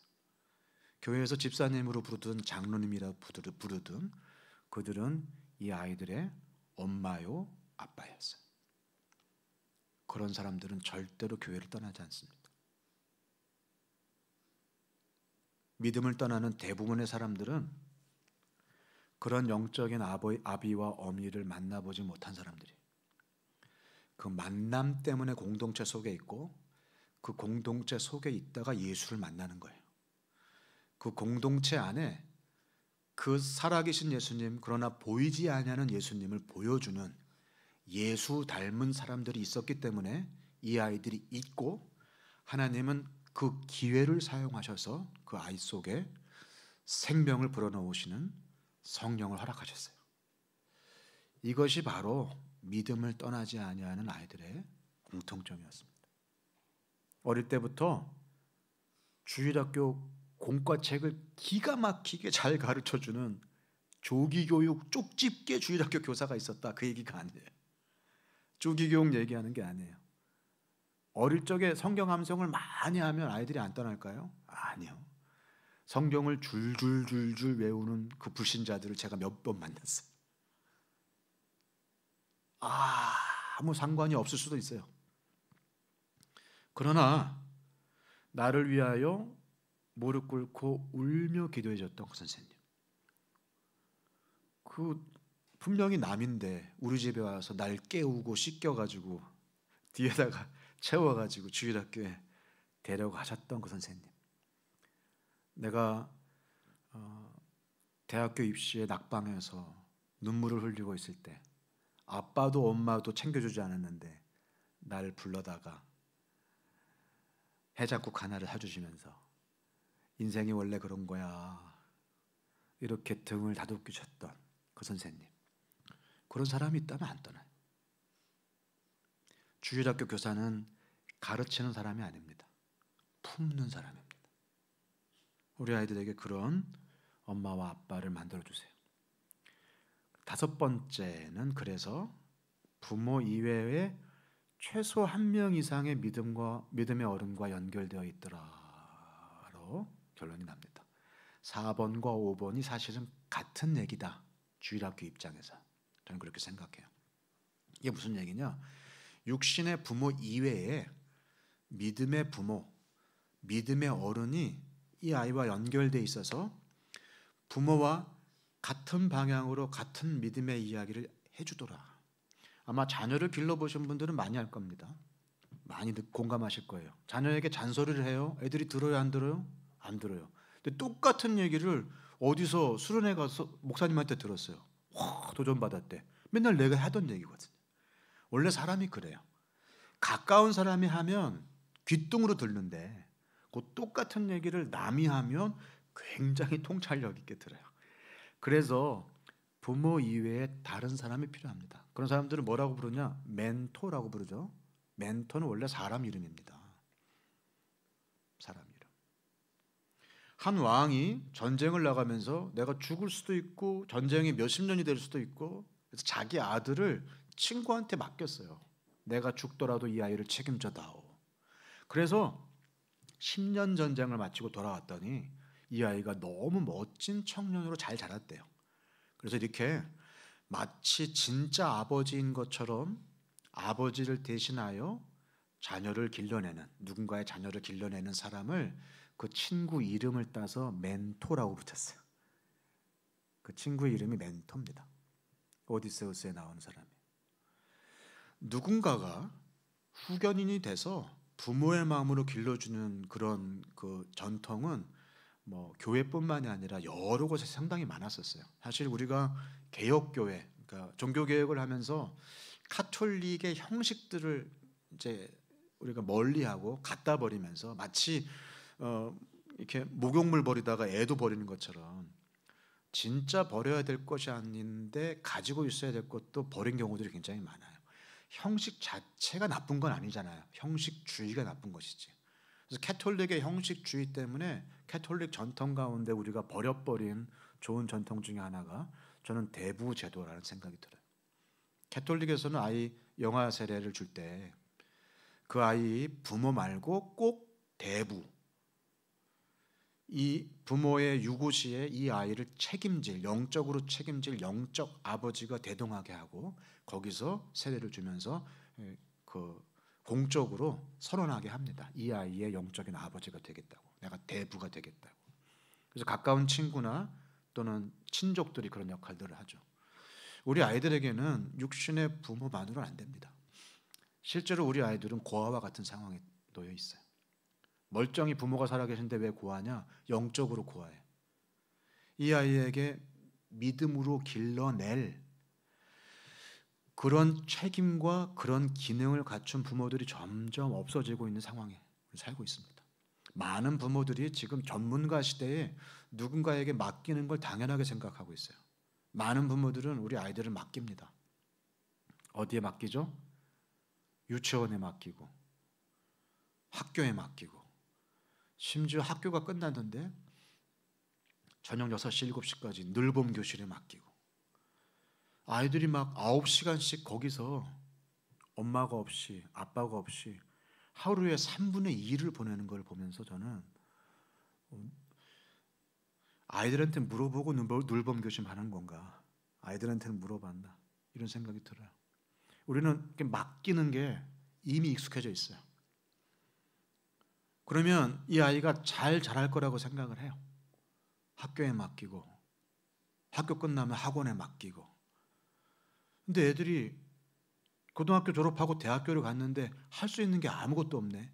휴학계도 엄마한테 해달라고 그러고 심지어 회사를 선택하는 것도 엄마한테 물어보고 자기가 어디 부서로 발령나면 잠깐만 엄마한테 물어보고요. 이렇게 얘기를 하고 사직서를 엄마가 대신 들고 와서 우리 애 이제 그만둘 겁니다. 엄마가 사직서를 내고 다 싫어해요. 다 전문가에게 맡겨놓으면 어른이 될 줄 알았는데 여전히 어린아이인 연장된 청소년기 30대 초반까지를 청소년이라고 봅니다. 지금 현대사회에서는 이런 시대가 돼버렸어요. 다 교회에다가 맡겨버려요. 그래서 마치 영적인 고아처럼 자기를 길러낼 수 있는 부모가 없는 아이들이 얼마나 많은지 몰라요. 우리 교회에 과부가 얼마나 많은지 모릅니다. 남편이 멀쩡히 살아있는데 보세요. 신앙생활에 아빠들이 얼마나 소극적인지. 엄마들은 열심을 내는데 아빠들은 뒷짐지고 얼마나 소극적인지. 요즘은 안 그렇다는 얘기를 들었습니다. 여러분 교회는 안 그러시겠죠? 적극적으로 하시겠죠. 그런 영적인 고아와 과부 같은 상황들이 굉장히 많아요. 그래서 이런 사람들끼리 모여서 교회에서 함께 공동으로 양육할 수 있는 가족, 형제, 부모를 만나야 돼요. 우리 아이들에게는 육신의 부모 이외에 또 다른 믿음의 어른이 너무나 절실해요. 이 아이들의 삶을 더 풍성하게 만들어줄 정말 중요한 사람들이 필요해요. 오늘 바울이 디모데에게 디모데후서 2장 2절에서 뭐라고 얘기하냐면 네가 많은 증인 앞에서 내게 들은 바를 그래요. 디모데야, 우리 제자훈련 2단계 생각나냐? 디모데, 우리 수요일 아침마다 회당에 모여가지고 내가 2시간, 3시간씩 내가 엄청나게 훈련시켰잖아. 안 그랬어요. 바울이 디모데를 강의로 키우지 않았어요. 수많은 믿음의 증인들 앞에서 함께 길러냈어요. 너의 엄마가 그랬던 것처럼, 너의 외할머니가 그랬던 것처럼 그 믿음을 자식처럼, 아들처럼 여기는 디모데에게 삶으로 전수했어요. 함께, 구름과 같은 증인들과 함께. 그것이 교회의 존재 목적입니다. 교회는 모두 다 떨어져 있으면 모두 연약한 사람들, 다 구멍이 나 있고 다 빈틈이 있고 전부 할 수 없는 이 부족한 사람들이 모여서 그리스도의 몸으로 지어져 가는 그 거룩한 공동체로 지어져 가는 하나님의 백성이에요. 다 부족하지만 한 지체가 고통을 당하면 모두 다 같이 그 지체를 향하여서 관심을 쏟아붓고 힘을 모아주는 그런 공동체예요. 그냥 내가 종교 생활하고 내가 얻고 돌아가는 그런 기관이 아니에요. 내가 얻을 게 없으면 끊고 다른 데로 가입하는 기관이 아니에요. 장기 결석하는 아이들에게 전화를 겁니다. 누구누구야 요즘 왜 교회 안 오니? 그럼 우리 아이들이 뭐라고 그런지 아세요? 선생님 저 교회 끊었어요. 그래요. 교회를 끊었대. 교회가 학원인 거예요. 애들한테. 학원 등록했다가 이제 더 이상 뭐 다닐 이유가 없으면 학원 끊듯이, 학원 옮기듯이 이렇게 교회를 끊고 교회를 옮기는 시대가 됐어요. 그 얘기는 그 아이에게 뭐라고 그럴 게 아니라 이 아이에게는 교회가 가정이 아니라 학원 같았구나. 이렇게 우리가 가슴을 치면서 옷을 찢으면서 죄를 뒤집어 써야 할 일이. 이 아이에게 강사는 있었는데 엄마가 없었어요. 이 아이가 일요일 날 거기에 와서 잠깐 있는 동안에 관리하는 사람은 있었는데 주중에 어떤 믿음의 삶을 살고 있는지 묻고 기도하고 관심을 가지고 돌아보는 믿음의 아빠가 없었어요. 그러니까 학원이죠. 여러분은 그 파트타임 아르바이트생이 아닙니다. 맥도날드 하루에 2시간씩 일하고 있는 파트타임 아르바이트생이 아니에요. 맥도날드 아르바이트생이 집에 돌아가서 우리 맥도날드 태평 지점을 어떻게 하면 전국 최고의 지점으로 만들 수 있을까 막 이렇게 막 고민할까요? 아니요. 완전히 잊어버리죠. 돌아가면 그냥 내가 맡고 있는 때 무탈하면 되잖아요. 그게 교사가 할 일이 아니에요. 우리가 해야 할 일은 우리 아이들의 영적인 엄마가 되어주는 거예요. 아빠가 되어주는 거예요. 그런 아이들은 교회를 떠나지 않았습니다. 부모 이외에 최소한 한 명 이상의 믿음의 어른과 연결되어 있다. 결국 핵심은 이것입니다. 연결과 동행이에요. 얼마나 잘 가르치느냐가 아니에요. 얼마나 잘 관리하느냐가 아닙니다. 우린 교육과도 아니고 관리자도 아닙니다.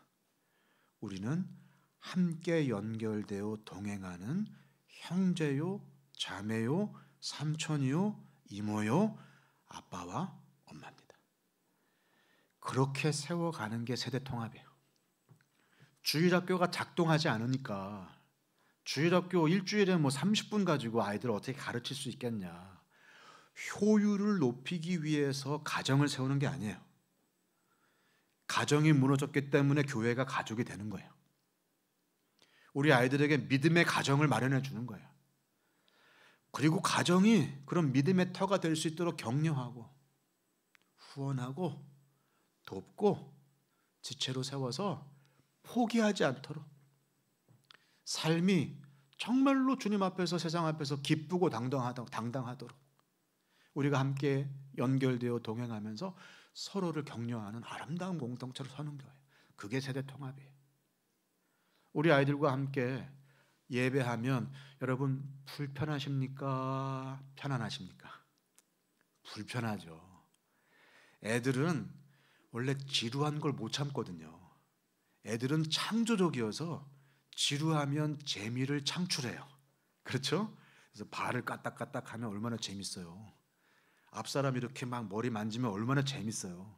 목사님 설교는 지루한데 막 옆에 있는 애 콕콕 찌르면 얼마나 재밌어요. 그래서 애들은 재미를 창출하기 위해서 막 소리를 지르기도 하고 방구 껴가지고 옆에 있는 애 막 날리기도 하고 그러잖아요. 원래 애들은 그래요.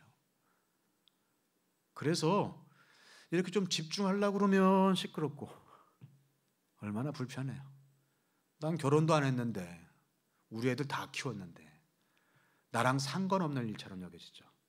그렇지 않아요. 우리 일이에요. 우리가 그들의 아버지요 어머니요 삼촌과 이모요 연결된 부모라는 사실을 여러분 잊어버리시면 안 됩니다. 기꺼이 불편한 예배를 드리는 게 원래 교회의 핵심이에요. 여러분 초대교회는 기꺼이 불편한 예배를 드렸어요. 누구와? 이방인들과. 여러분 유대인들의 자존심이 얼마나 셌겠습니까?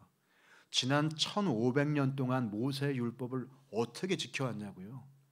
저 할례 받지 아니한 저 벌레 같은 이방인들이랑 어떻게 예배를 같이 드려요? 그런데 그들은 그 이방인들을 교회로 얻기 위하여 할례 받지 않아도 된다고 예루살렘 공회에서 엄청난 결론을 내렸어요. 그 결론을 가지고 바울이 2차 전도 여행을 떠난 거예요. 여러분 그거 기억하셔야 돼요.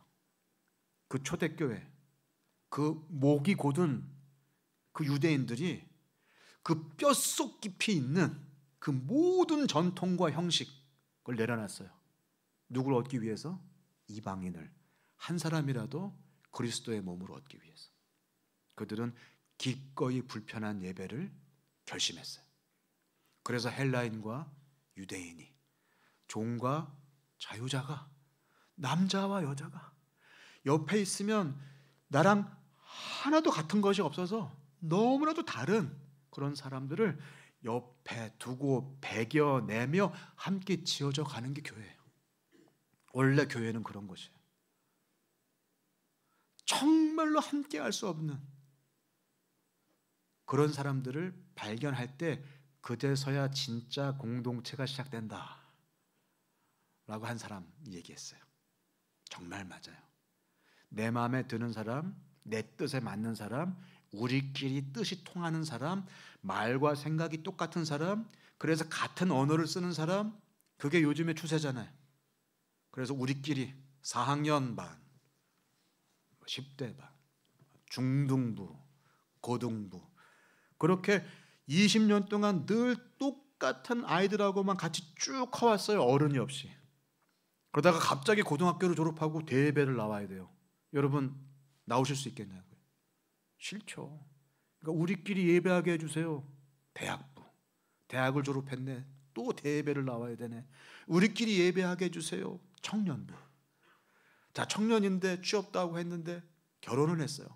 이제 결혼했으니까 나와야지.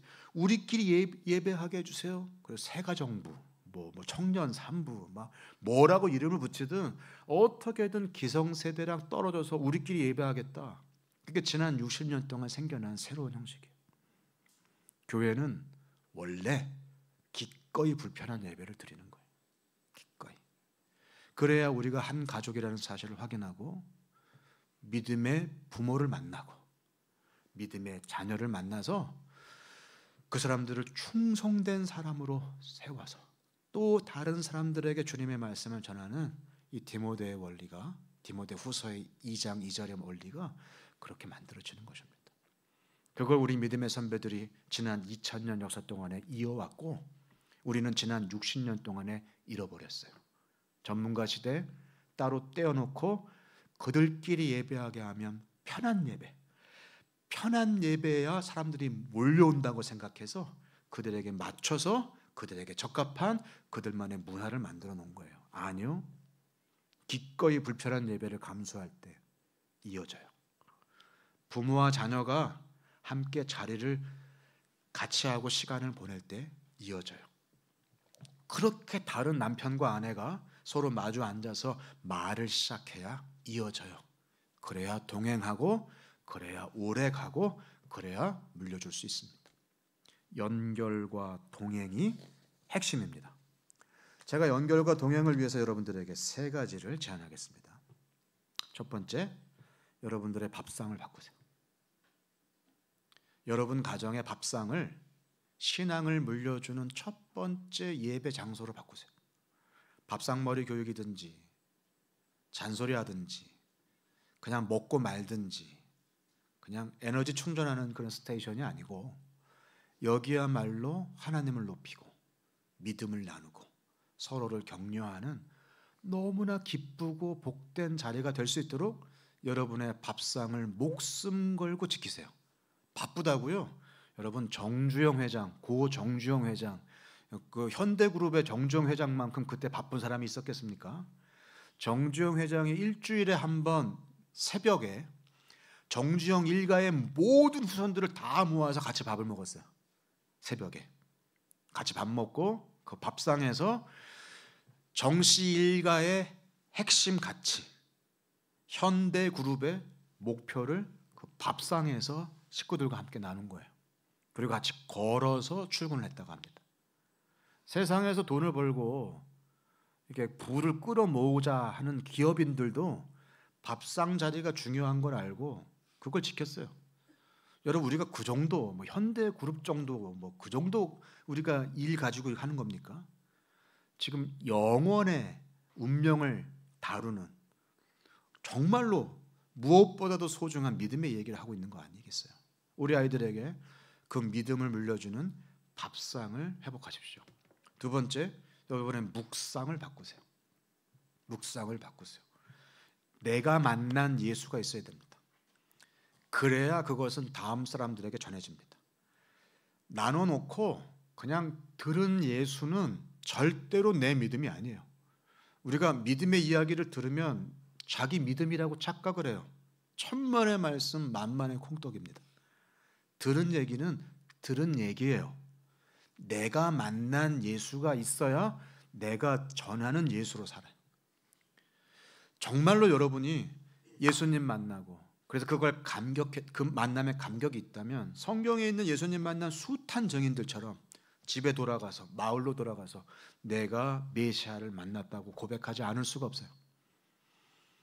내가 만난 말씀, 내가 깨달은 통찰, 그것이 있어야 다음 사람에게 물려줄 수 있습니다. 듣는 거 내려놓고 발견하고 만나는 예수님, 그런 말씀이 있게 해달라고 여러분 간절히 기도하셔야 돼요. 듣기 얼마나 좋은 때입니까? 내가 원하는 말씀, 원하는 설교자에게서 원하는 때 원하는 방법으로 우리는 얼마든지 들을 수 있는 시대를 살고 있어요. 착각하지 마세요. 내가 만난 예수만 진짜예요. 우리 아이들에게 좋은 말씀 들려주면 착각하지 마세요. 이 아이들에게 진짜 절실한 건 정보가 아니에요. 자료가 아니에요. 주님이에요. 우리가 주님이 절실한 죄인인 것처럼 우리 아이들은 예수님이 절실한 죄인이에요.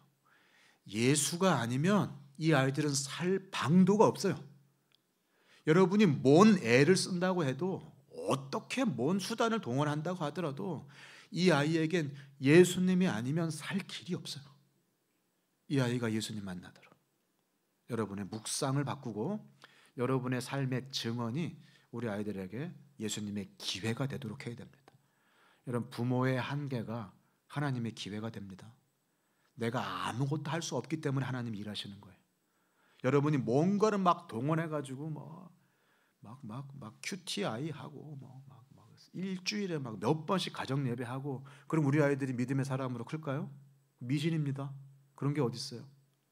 만약 그렇게 해서 우리 아이들이 믿음을 가지면 예수님이 뭐하러 오시겠어요? 예수님이 오실 필요가 뭐 있어요? 율법으로 충분한데.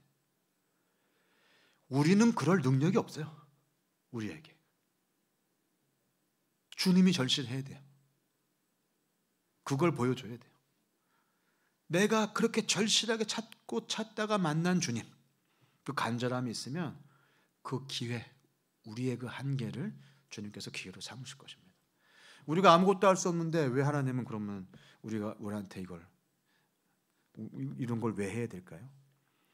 할 수 있기 때문에 하는 게 아니라 하라고 하시니까 하는 거예요. 전도랑 똑같아요. 여러분이 전도하면 듣는 사람이 믿게 됩니까? 여러분이 설득하면 설득당하는 게 전도인가요? 아니잖아요. 전도는 미련한 것이라도 하나님이 하시겠다고 하면 하는 거예요.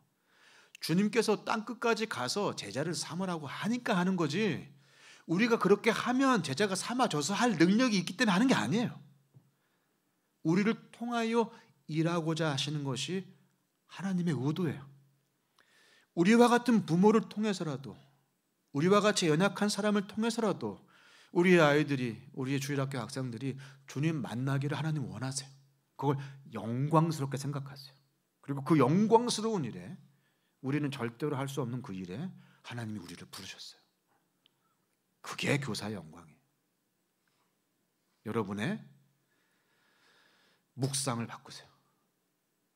대충 읽고 머릿속에 들어와서 가르치는 게 아니에요. 내가 만난 예수가 있게 해달라고, 이 본문을 통하여 하나님 만나게 해달라고. 그래야 여러분의 가르침 속에 생동감이 있고 진짜 증언이 되고 아이들은 그 기회를 통하여 주님 만나게 될 거라고 저는 믿습니다. 여러분의 묵상을 바꾸세요. 세 번째, 일상을 바꾸세요. 자, 밥상, 묵상, 일상. 여러분의 일상이 바뀌지 않으면 안 됩니다. 믿음은 삶이잖아요. 믿음은 오랜 걸음이잖아요. 주일의 행사도 아니고 주일의 조직도 아니에요. 우리는 함께 걸어가는 공동체예요. 그냥 마을이 교회고 여러분 가정이 예배고 그냥 우리가 있는 곳이 하나님 나라예요. 우리는 근데 많이 착각해요. 이곳, 이 장소는 종교적인 것이고 저곳은 내가 다스리는 것이다. 하나님의 영역과 나의 영역이 따로 있는 것처럼 우리는 착각할 때가 많아요. 그러냐고 물어보면 안 그렇다고 대답은 하죠. 그러나 우리는 많은 순간 그런 것처럼 살아요. 우리의 일상이 하나님 나라가 되도록 해야 돼요.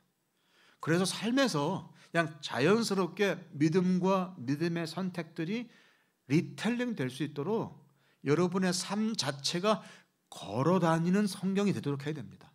무디 선생님 말씀하셨어요. 우리는 성경을 읽지만 세상은 우리를 읽는데요. 우리는 하나님을 알기 위해서 성경책을 보는데요. 세상은 하나님을 아는 방법이 그 성경을 따라 사는 우리를 보는 거예요. 그러니까 여러분은 걸어다니는 성경책이에요. 여러분을 보고 세상은 하나님이 이런 분이겠구나라고 깨닫는 거예요. 성경 번역에도 여러 가지가 있잖아요. 좋은 번역이 돼야 되잖아요. 오역이 있으면 안 되잖아요. 오해하게 하면 안 되잖아요. 근데 우리 삶이 좋은 번역본이 아니에요. 지금 세상이 오해해요. 우리를 읽으면서 하나님 없어도 되겠네, 별거 아니네, 다 똑같네, 거기서 거기네. 아니요. 복음이 얼마나 아름다운 것인지를 그들이 깨닫게 해야 돼요. 복음은 정말로 아름다운 것이에요. 복음이 아름답게 전해지는 삶의 번역을 고민하세요. 이제는 예수천당 불신지옥을 외치는 건 소음이라고 여기잖아요. 그게 진짜 복음을 아름답게 전하는 최선인가 생각해야 돼요. 우리의 일상이 향기롭도록, 아름답도록, 닮고 싶도록, 함께하고 싶도록, 그게 이 탈교회 시대 사람들에게 복음을 전하는 가장 중요한 방법이에요. 정말 그들에게 주님을 전하고 싶으시다면, 우리 아이들에게 복음을 전하고 싶으시다면 여러분의 일상이 바뀌어야 됩니다. 주일이 아니라 일상이 향기롭고 아름답게, 듬직하고 바라볼만하게, 저 사람이 말하는 거라면 내가 믿고 따라갈 수 있게, 두들겨 가면서 막 불안해하는 게 아니라 정말 믿을 수 있는 튼튼한 다리가 되게 여러분들이 이끌어 연결해 주시기를 간절히 바랍니다. 그래서 공동체입니다. 우리는 모이든 흩어지든 공동체입니다. 밥상, 묵상, 일상의 공동체. 밥상과 묵상과 일상을 함께하는 공동체. 모여도 가족이고 흩어져도 교회여서 밥상, 묵상, 일상이 계속 연결되는 공동체. 그 공동체는 믿음을 더 좋고 풍성한 것으로 다음 세대에게 물려주는 귀한 공동체가 될 줄로 믿습니다.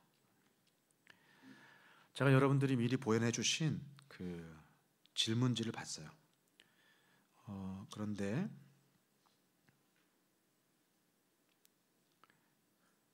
그 질문지의 내용의 대부분이 세대통합 예배 형식이 많더라고요.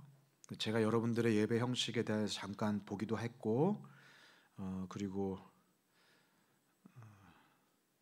그 형식에 대해서 고민도 해봤는데 제가 드릴 말씀은 아닌 것 같아요. 그래서 예배 형식이 어떻게 되는가, 그거에 대해서는 여러분들이 더 많이 고민하시면서 여러분이 발견하시는 길이 제일 좋을 것이라고 저는 믿습니다. 그게 아니라 제가 보면서 뭐 한 가지 함께 나누고 싶었던 건, 세대 통합은 주일학교적 접근이 아닙니다. 그러니까 교육학적 접근이 아니에요. 오늘 제가 강의하면서도 교육학적 접근을 하지 않았어요. 그러니까 잘 가르치는 문제, 효과적으로 잘 가르치겠다, 이게 아니에요. 우리가 다 가족이라는 사실이에요. 여러분, 가족은 효과적으로 하지 않아요. 저에게 두 딸이 있다고 그랬죠. 우리 큰 딸은요 엄청 빨라요. 얘는 거의 뭐 남들보다 한 3년은 빠른 것 같아요. 뭐든지. 둘째는 엄청 느려요. 말도 늦게 배웠고, 글도 늦게 배웠고, 사춘기도 늦게 오고, 지금 이제 고3 졸업을 했는데 심지어 재수까지 해요. 이제 그러니까 뭐든지 늦어요. 큰 딸은 빠르니까 얘한테 이렇게 부모가 투자를 좀 집중적으로 하면, 그러니까 큰 딸한테 몰빵을 하면 얘는 나중에 부모에게 엄청난 효도를 하겠다. 그래서 큰아이에게는 시간과 열정과 물질을 다 쏟아서 큰아이는 잘 키우고, 둘째는 딱 보니까 얘는 싹수가 노래. 얘는 뭐 투자해봐야 나중에 애비애미도 몰라볼 것 같아. 얘는 해봐야 성공 못할 것 같아. 그래서 얘는 안 하고. 그러나요? 그럼 부모가 아니죠. 사랑은 원래 비효율적입니다. 사랑을 효율적으로 하는 사람이 어디 있어요? 사랑은 넘치는 거예요. 효율과 효과를 생각하지 않아요. 내가 부어주면 효과가 있겠다 싶어서 사랑하나요? 아니요. 뒤를 보지 않아요. 쏟아 부어요. 원래 사랑과 가족이 가지고 있는 성격상 우리의 하는 일들은 효율적이고 효과적이지 않을 수밖에 없어요. 그래서 아이들과 함께 사랑의 공동체로 살 때 비효율적이고 비합리적인 모습이 많이 보일 겁니다. 그럴 때마다 속으로 아멘 하세요.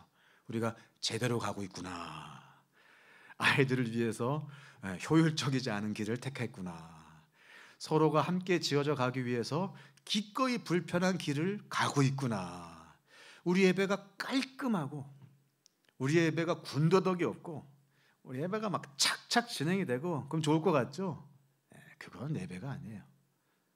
막 소리가 막 갑자기 막 다 그러면서, 그런 아이들 보면서 할아버지들은 이렇게 웃음 짓는 것이고, 우리 손주 예쁘다고, 뭐 설날에 모였을 때 뭐 애들은 저 방에 가서 따로 놀고 뭐 그러나요? 다 같이 뭐 애가 울어도 할아버지 할머니는 웃고 그러는 거 아니겠어요?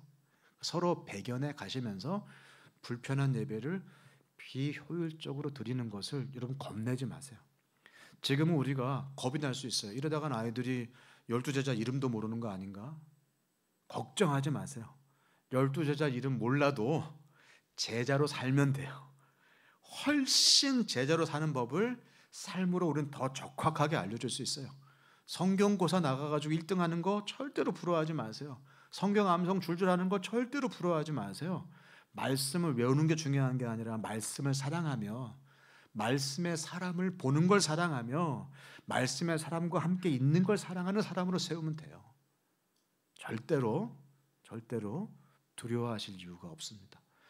여러분은 지금 한국 내에서도 정말로 세대 통합에 대하여서 진짜 진지한 고민을 가지고 앞서서 가고 계시는 그런 교회입니다. 많은 교회들이 여러분을 보면서 여러분의 실패와 여러분의 성공, 여러분의 기쁨과 여러분의 눈물을 보면서 배울 날이 곧 올 거예요. 저는 그렇게 믿어요. 여러분의 그 애씀과 수고를 주님께서 기뻐하실 것입니다. 우리가 그 의도를 가지고 하는 모든 것들은 우리 아이들에게 정말 좋은 유산이 될 것이라고 제가 확언을 합니다.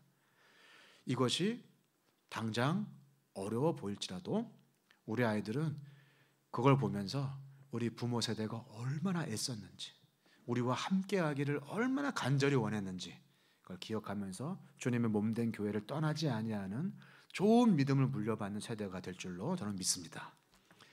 같이 기도하실까요? 이렇게 기도합시다. 밥상, 묵상, 일상을 바꿔주십시오. 이렇게 기도합시다. 우리의 밥상, 우리의 묵상, 일상을 바꿔주십시오.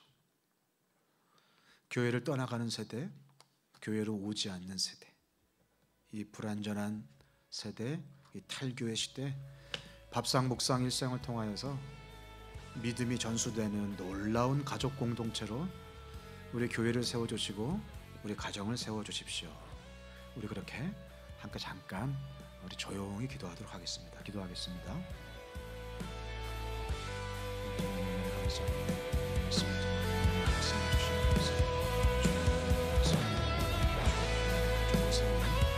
네, 가정들 세우도록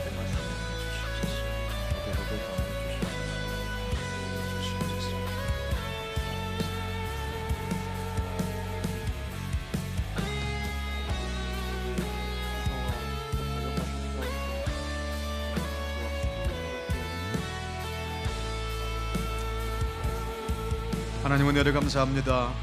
주님의 귀한 말씀과 귀한 생명을 우리에게 붙여주시고 하나님의 말씀으로 주님의 세대를 세워가는 이 가슴 벅찬 일로 우리를 불러주신 것을 감사합니다. 이 귀한 일에 마땅한 합당한 힘도 허락하여 주시옵소서. 우리 능력으로는 할 수 없사오니 주님 이 일에 걸맞는 주의 능력을 더하여 주시옵소서. 성령의 권능을 입고 땅끝까지 복음을 전했던 그 제자들처럼 우리도 주님의 능력을 힘입어 이 귀한 일들을 능히 감당할 수 있는 교사, 그런 엄마, 그런 아빠, 그런 삼촌과 이모, 그런 형제와 자매가 될 수 있도록 주님 복의 복을 더하여 주시옵소서. 예수님의 이름으로 간절히 기도합니다. 아멘.